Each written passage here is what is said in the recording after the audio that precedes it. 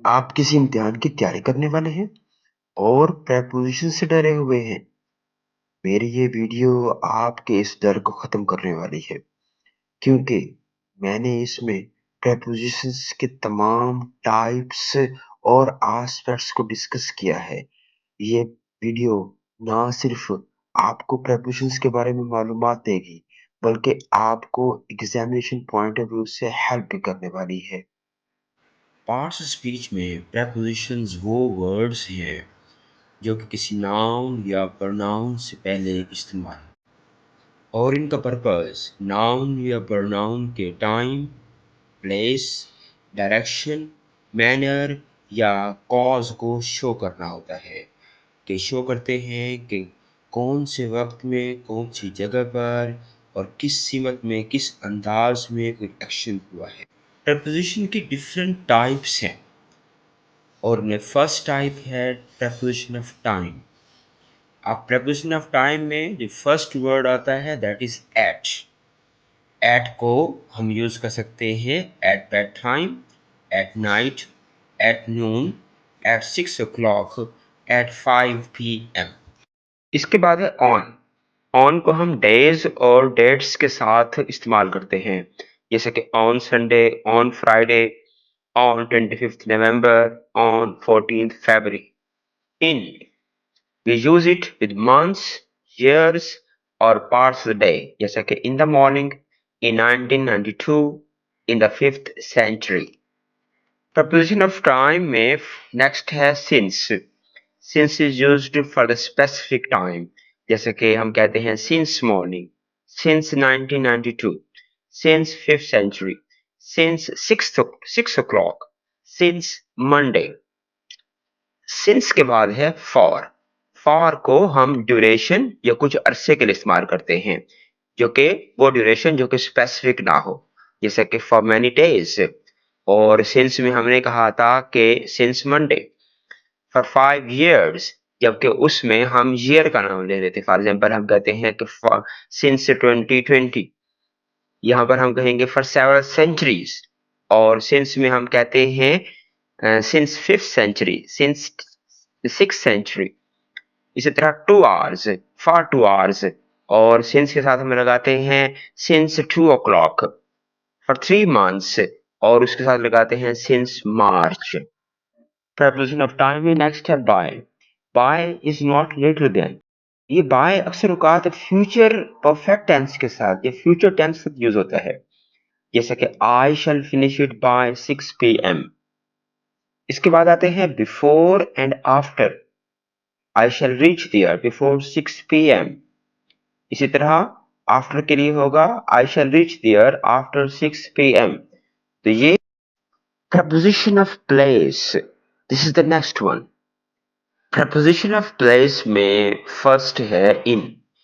इन को हम स्टैटिक चीजों के लिए, जामिद या रुकी हुई चीजों के लिए इस्तेमाल करते हैं जो कि किसी भी चीज के अंदर हो, जैसा कि किसी बॉक्स के अंदर कोई चीज है, रूम के अंदर है, या हाउस के अंदर है, स्कूल के अंदर है, कॉलेज के अंदर है। For example, toys are in the box, boys are in the pool, she is in the bedroom. On को हम उन जगहों के लिए इस्तेमाल करते हैं जो कि इनक्लोज्ड ना हो, बंद ना हो, जिस तरह की the girl is sitting on the bench, the boy is sitting on the sofa. At is used for specific point और प्लेस। तो ये किसी एक स्पेसिफिक प्लेस या पॉइंट को जाहिर करे, जैसे कि आई am sitting at the table, I am sitting at the desk.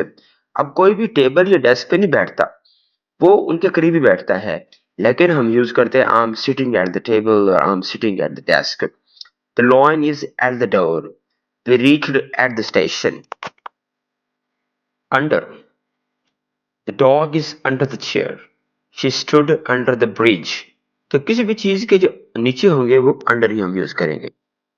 Over, over को हम यूज करते हैं बिल्कुल करीब ही ऊपर से किसी चीज का होना, जैसा कि the dog jumped over the box, there is a bridge over the river. किसी चीज के पीछे के लिए हम बिहाइंड यूज करेंगे, जैसे कि she stood behind a tree.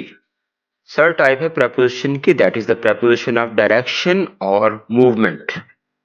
preposition of direction में फर्स्ट टाइप है to.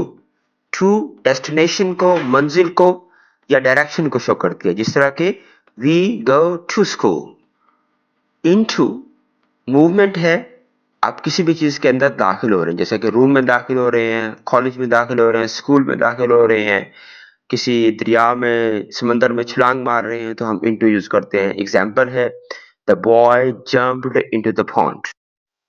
ऑनटू किसी भी चीज पर मूवमेंट के लिए यूज करते हैं, जैसे कि दीवार पर अगर कोई लिजर्ड मूव कर रही होगी, हम कहेंगे the lizard is moving on the wall. इसी तरह अगर टेबल पर कैट मूव कर रही होगी, हम कह सकते हैं the cat ran on to the table. Preposition of direction में नेक्स्ट है आउट ऑफ. आउट ऑफ किसी भी जगह से बाहर निकलने के लिए होगा, जैसे कि the cat came out of box. Next है थ्रू. थ्रू हम उस यूज करते हैं जब किसी एक घनी जगह से या क्राउडेड प्लेस से गुजर रहे हो, जैसा कि we pass through the jungle, we went through the forest, we went through the bazaar. तो इस तरह हम लोग थ्रू का यूज करते हैं. टनल हो गया, बाजार हो गया, फॉरेस्ट हो गया, जंगल हो गया, इनके साथ हम थ्रू लगाते हैं. प्रपोजिशन ऑफ डायरेक्शन में लास्ट है across. We use across to show that we are crossing something. हम किसी चीज को क्रॉस करके या उसके पार जाने के लिए अक्रॉस यूज करते हैं, जैसा कि I went across the bridge. Fourth type of preposition is preposition of cause, reason and purpose. Preposition of cause और reason में first है because of. She failed because of laziness. Next है due to, की वजह से. He could not come due to illness. Next है owing to. Owing to भी reason को show करती है, जैसे कि owing to illness she could not come. अब owing to में और due to में डिफरेंस ये है कि सेंटेंस के बिगिनिंग में हम owing to लगाएंगे और सेंटेंस के मिडल में हम due to लगाते हैं. फॉर भी रीजन और कॉज को शो करता है, जैसा कि I have brought a gift for you. कुछ प्रेपोजिशन टूल या इंस्ट्रूमेंट के साथ इस्तेमाल होती है, और टूल और इंस्ट्रूमेंट के साथ हम विद का यूज करते हैं, जैसे कि he wrote with a pen, you killed a bird with a gun. There are some prepositions used with transport, जैसा कि he went to school by bus, we traveled by train. अच्छा, इस तरह की prepositions जिन पर हम दोनों टांगे एक तरफ लग करके बैठते हैं, जैसे कि साइकिल में बैठते हैं, मोटरसाइकिल में बैठते हैं, हॉर्स पर बैठते हैं, तो उनके लिए हम यूज करते हैं ride. We rode a horse. He rode a bicycle. इसी तरह अगर पैदल होंगे तो he walked on foot. Between is used for the two persons. अब between का तरीकाकार ये है कि अगर कोई दो लोगों के दरमियान कोई तीसरी चीज है, उसके लिए between यूज करेंगे. तो जिस तरह के this secret is between two friends. I sat between Jenny and John. जब पर्सन्स की तादाद दो से ज्यादा होगी तो among यूज करेंगे. For example, he distributed food among the poor. Three brothers divided property among themselves. अब between और among में डिफरेंस ये है कि between को हम दो लोगों के लिए यूज करते हैं, जबकि among को हम दो से ज्यादा लोगों के लिए यूज करते हैं. बाज verbs और words के साथ फिक्स्ड preposition यूज होती है. मिसाल के तौर पर हमारे पास एक preposition है in. तो ये फेथ के साथ इन यूज करेंगे, ट्रस्ट के साथ इन, बिलीव के साथ इन, डील के साथ इन. सिमिलरली अगर ब्लाइंड, डेफ और लेम, ब्लाइंड अंधे होने की मीनिंग दे रहा हो, डेफ बहरा होने की मीनिंग दे रहा हो, लैम लंगड़े होने की मीनिंग दे रहा हो, तो इनके साथ हम इन का यूज करेंगे. इस तरह एक्सेल के साथ भी हम इन प्रेपोजिशन ही यूज करेंगे. फिक्स प्रेपोजिशन में सेकंड है ऑन, जैसे कि कांग्रेचुलेट ऑन, काउंट ऑन कहते हैं भरोसा करना, insist on, revenge on, rely on। Fix preposition की थर्ड टाइप है एट, जैसा कि good at, glad at, stare at, clear at, alarmed at, look at, for. जितने भी वर्ड्स जो कि ख्वाहिश का मीनिंग दे रहे हों उनके साथ हम फॉर लगाते हैं, जैसा कि desire for, long for, wish for, yearn for, crave for, and care for। Of we use of with afraid of, aware of, fond of, proud of, jealous of।